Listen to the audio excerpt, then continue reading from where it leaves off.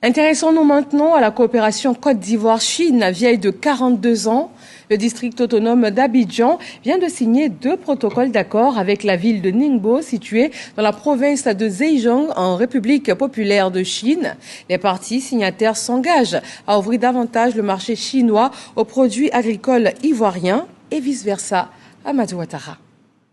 À travers ces signatures, c'est désormais officiel. L'accès au marché chinois des produits agricoles ivoiriens, tels que le cacao, la noix de cajou et le caoutchouc naturel. L'accord cadre prend aussi en compte la formation des jeunes et le transfert de compétences dans la mécanisation agricole ainsi que dans l'innovation.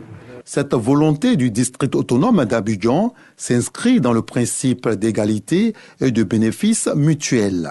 Le ministre-gouverneur, Dr Ibrahim Cissé Bakomo, a organisé le forum Investi en Côte d'Ivoire.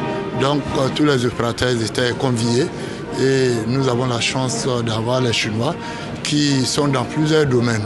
D'ailleurs, il y a des jeunes qui sont allés se faire former chez eux et ils font venir des enseignants pour pouvoir donner la formation ici en Côte d'Ivoire.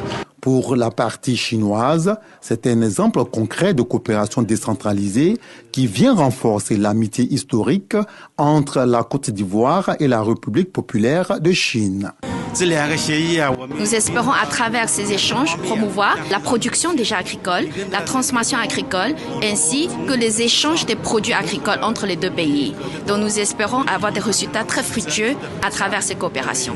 Bientôt, une délégation du district autonome d'Abidjan se rendra à Ningbo, au nord-est de la province de Zhejiang, en République populaire de Chine, afin de voir de plus près le développement annoncé de cette ville.